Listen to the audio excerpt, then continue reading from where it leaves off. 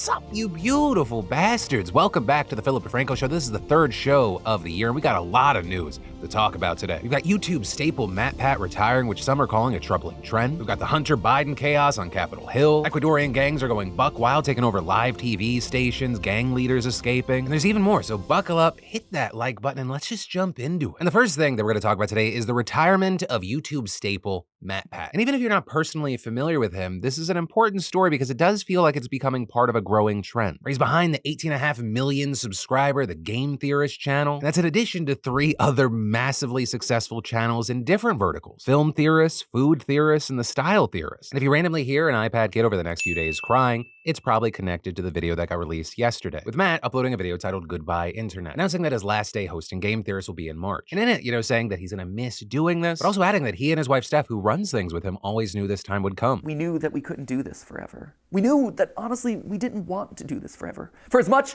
as I love you, and I love overthinking things, and I love theorizing, I don't love late nights. I don't love the fact that Steph and I have been work first for over a decade. With Matt also going on to say, he wants to be able to turn off the business side of his brain, actually go to dinner with a friend and not talk new. But no, that was me. Oh no. He wants to be able to go to a dinner with a friend and not be thinking about business. To be able to enjoy things, like it could be a movie or a game, and not think, how can I turn this into content? To be able to spend more time with his kid, because you never get that time back. Though notably, he then goes on in the end of the video to detail other things that he'll end up working on. It's just that it's more behind the scenes, right? In the background, working with creative directors, popping up on just a few occasions. But the big thing, and it's always the risky thing, is that he's gonna be passing the big hosting duties off. It's not going to one person, but rather 4. I would not wish my schedule on anyone. Sure, I'm willing to not sleep for the last 13 years of my life, but I feel like as old man YouTube passing this along to the next generation, I should probably do my best to try and make it more sustainable for them. So in response to this, as expected, fans were shocked. They were devastated. Also, many people expressing their thanks for all the years of content and entertainment, for the community, for people feeling like they have a place. But what I will say with this is, as shocking as this news was for a lot of people, it's really not that shocking. Matt's video actually follows a ton of other creators who have announced similar things. Even referenced the likes of Tom Scott, who posted a video last week. With Tom there saying after a decade of doing this, he's taken a step back, and maybe he will come back, maybe he won't. The dream job is still a job, and it's a job that keeps getting bigger and more complicated. I am so tired. There's nothing in my life right now except work. Also, looking into it, in addition to the video, he spoke to The Guardian, with him saying there he only barely avoided burnout, according to changes on YouTube as a platform impacting it, especially as there's been this whole new emphasis on short-form content, right? It's the big competition with TikTok. And Tom saying with that, it feels like a lot of people who've been making long-form videos have recently announced not retirements, but reductions, step backs, saying everyone I know is noticing their views slowly falling and therefore their ad revenue reducing. Between the decline in long-form viewers, the threat from junk zero effort generative AI channels that are only going to get better, and the sheer mass of competing video options, I think it's going to be a difficult few years. And again, his words are true. He is just one of a bunch of other notable big creators that have stepped back. And as far as my takeaway with all of this, I absolutely get all of it. Like every single aspect. One, while the reception to MatPat's video is overwhelmingly positive, I saw some people clowning on him because he was crying. My reaction to that is, how the hell do you not get emotional? I can't speak for Matt, but as one of the few old school creators still on this platform, I get it. In 2 years, in 2026, I will have been on this platform for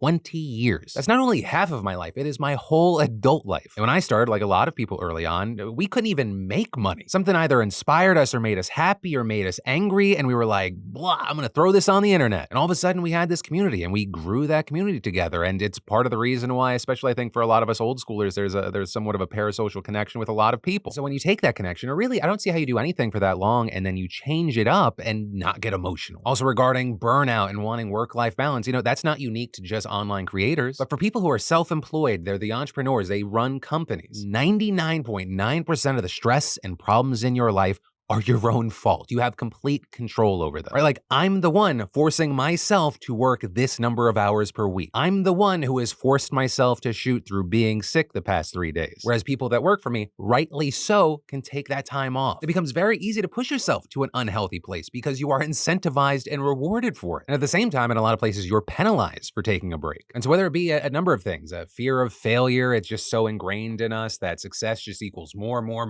You see a number of creators over the years just implode implode and then disappear. Or the unfortunate thing is I feel like, I don't know if it's become more manageable, but a lot of creators that you're just like, oh, I love their content, coming out with videos that like every 1 to 3 years, like saying I'm immensely sad and it is directly connected to the thing that I'm putting out on this platform. And so I personally love and respect creators being open about this and having the guts to make a change. Because change is scary, whether you're leaving completely, you're taking a massive break, or you're replacing yourself. Because while the people replacing Matt, right, they've written, they have very close connections, you never know how that swap's gonna go. You never know how any change is gonna go. But really, in the coming weeks and months, I would not be surprised if we saw a lot more people coming out with videos like this. Both for the reasons Matt talked about in his video, the ones that I'm talking about here, and the others that Tom expanded on regarding the platform's changing, especially with the astronomical rise of the low to no effort faceless channels. And then there's just the content thieves. I saw someone unironically make a video the other day where they're like, hey, you want to be big on TikTok and make some money? And they just showed themselves stealing a joke from a comedy series and then also stealing gameplay footage and pairing it and uploading it. And I was watching it and I was like, wait, the secret is just theft, but they're saying it's transformative because they're stealing two things and playing them at the same time. Like, it makes you wonder what the hell is happening. But with all that said, I'd love to know your thoughts on this whole situation, the MatPat announcement, everything we talked about. Let me know what you're feeling in those comments down below. And then things are crazy in Ecuador right now. The country's gangs promising all-out war after the president declared a state of emergency to neutralize them. And that decision, notably, was made after one of the most notorious drug lords in the world managed to escape from a decades-long imprisonment. And what's really concerning is that the gangs right now are like, the enemy of my enemy is my friend, with it looking like they're putting their differences aside to fight the government's decision to go after them. And they've got no issue resorting to extreme violence, with some of the biggest examples being these large-scale prison riots all over the country. You've got a large number of guards being taken hostage. In one case, they had a guard reading a message at gunpoint saying, you declared war, you will get war, saying you declared a state of emergency. We declare police, civilians, and soldiers to be the spoils of war. And then there was also what happened at this major TV station. You had hooded and armed gunmen bursting in on national television while they were live on air, and they held everyone hostage. They forced everyone to the ground. You could hear the presenter saying, don't shoot, please don't shoot. But then 15 minutes later, the feed cutting out. Though the good news there is that no innocent people were killed, although one guy did get shot in the leg and another had their arm broken. But ultimately, security forces managed to get in and arrest the people that did this. But I mean, on top of all that, I mean, you have the gangs setting off explosives all over the country. And this is the country's trying to mobilize thousands of officers and military to hunt down the drug lords. And so you had newly elected President Daniel Noboa saying that the country was in a state of internal armed conflict. And that wording there is very important because it specifically gives the authorities there the ability to circumvent many civil rights and allows them to directly use the military for law enforcement. So all of this, it's not just going to be a test for Noboa, who, by the way, is the country's youngest ever president, but also for democracy as a whole in Ecuador. And while anytime a government starts suspending civil rights, it's seen as a red flag, you have others saying extreme situations require extreme solutions, arguing that the country's been facing pressure for years regarding gang violence, undermining institutions with bribes and violence, without reaching its peak last year when a popular presidential candidate was assassinated by a gang. But also, what's wild and tragic about this is how quickly Ecuador went downhill. Because if you're not familiar, like for decades, it's been seen as one of the safest countries in Latin America. But ever since 2018, the murder rate has skyrocketed eightfold, and it's now one of the highest in the area. So it's not like all of this is something the people there are used to. And this doesn't just affect Ecuador. If things get much worse, there's gonna be a lot of people leaving the country, especially after people like the editor-in-chief of one of the biggest news stations told the Associated Press, everything has collapsed. All I know is that it's time to leave this country and go very far away. But all of this is still developing. Our eyes are on it. To stay in the loop, make sure you're subscribed. And in the meantime, especially if you have connections to Ecuador, I would love to hear from you in those comments down below. And then from that, we're gonna talk about more news, but I gotta take a second real quick to pay some bills. Because, you know, I can't believe that it's been a year since I started using and working out with the fantastic sponsor of today's show, Copilot. You know, even through the holiday season, I was able to stay on track with the support of my Copilot app and Devin, my coach, through travel, all the festivities, all the really like chaos to my lockdown schedule. But then all that same time, Copilot had my back, you know, because you can't always stick to routine, you know, because scheduled things can happen, chaos can happen. Me, you, we can't always stick to a routine, but that's okay because my coach Devin is the king of going with the flow, changing it up for me when needed, which actually makes it more exciting for me because it doesn't feel redundant. You know, I know some of you out there are making New Year's resolutions and some of you are just ready for change. But either way there, the first step is easy. You just start with an onboarding call, you connect to a coach, and they make customized workouts tailored to your needs. And then you just make sure you communicate your goals with your coach, which may change up. That's okay because they'll set you up for success. And remember, and this is true in multiple avenues, small changes that you make today can enhance your life in ways you never thought possible. And Copilot has helped me attain goals as well as shoot for new ones. So if you want to join me on my fitness journey, click my Copilot link or scan the QR code to get a 14-day free trial and 20% off your first month of personalized fitness if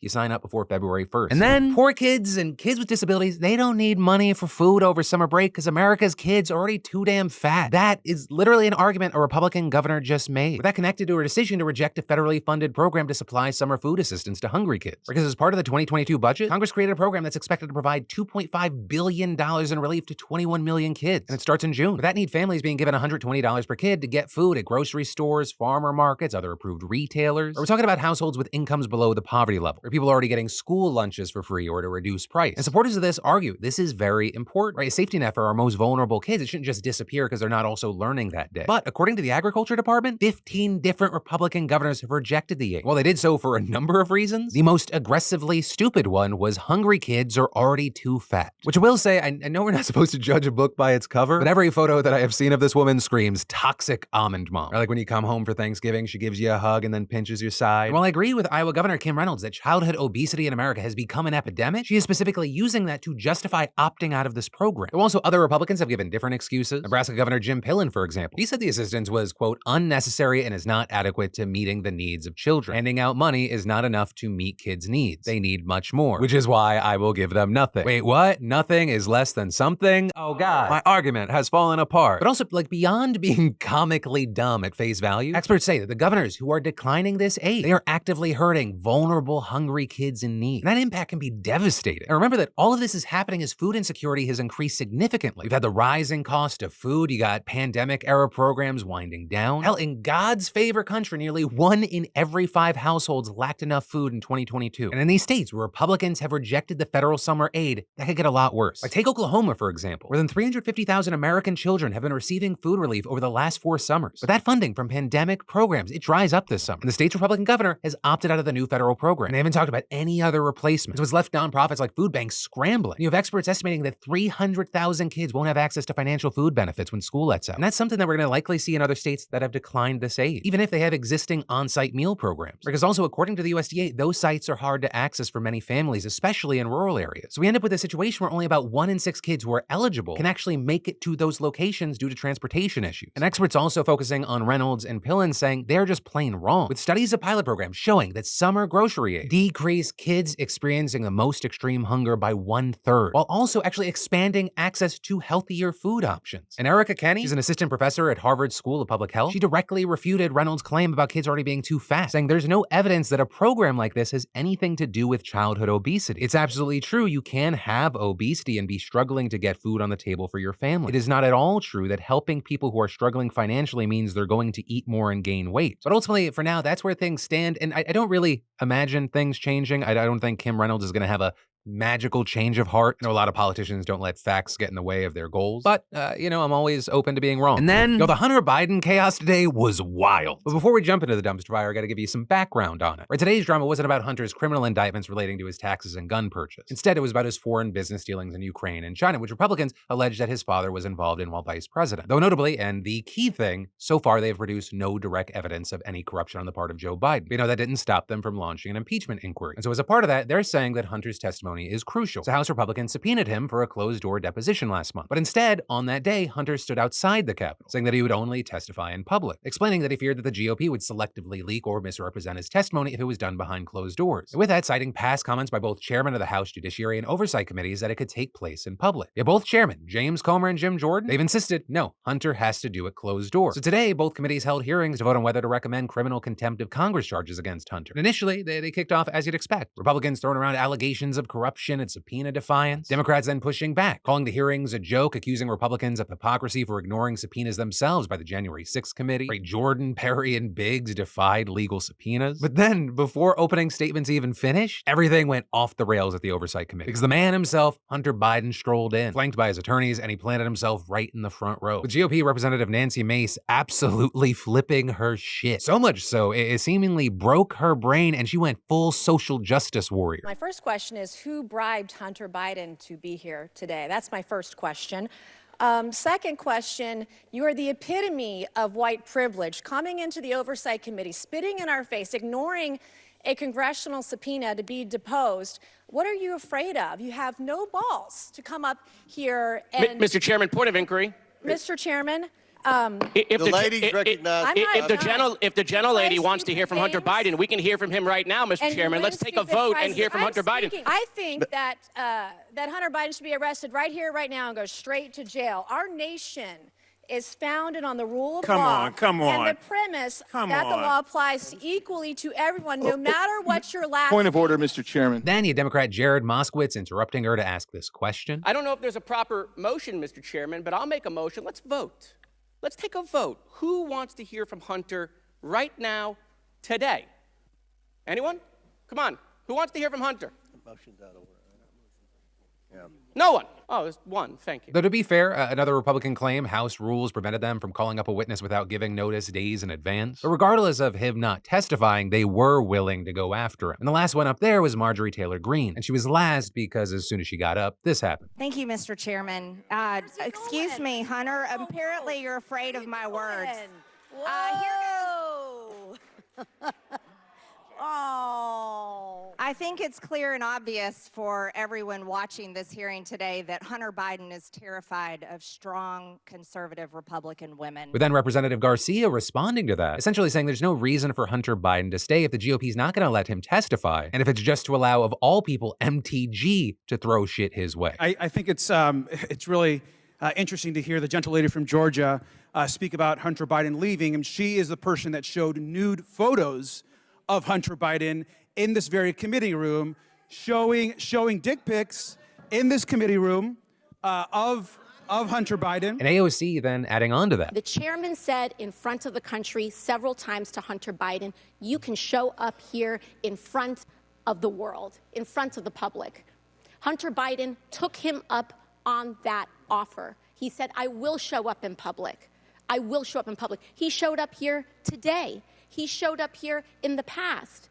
And Mr. Chairman, I know you do your best with what you've got, but you've got members here that have submitted falsified evidence to the record.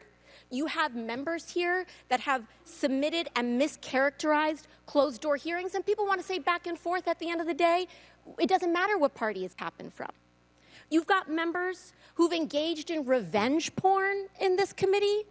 So it is understandable why Hunter Biden would want to testify in front of the public for the American people to be able to witness that testimony for themselves. But ultimately, that's where we are. As of recording this, committees are expected to approve the contempt resolutions, after which they'll then go to the full House for a floor vote. And at that point, if the House votes yes, it'll be up to the Justice Department whether to pursue charges, which for Republicans is very much a win-win. Because either they take on the case, so the circus continues, or they don't take on the case because they don't think it has merit, and Republicans will accuse them of political bias. So yeah, fun times. But that is where your Wednesday dive into the news is going to end. But for more news you need to know that you might have missed this week, I got you covered right here. You can click or tap to watch, or I got links in the description. Or if you're all caught up, do not worry, because my name is Philip DeFranco. You've just been filled in. I love yo faces, and I'll be right back here for you tomorrow.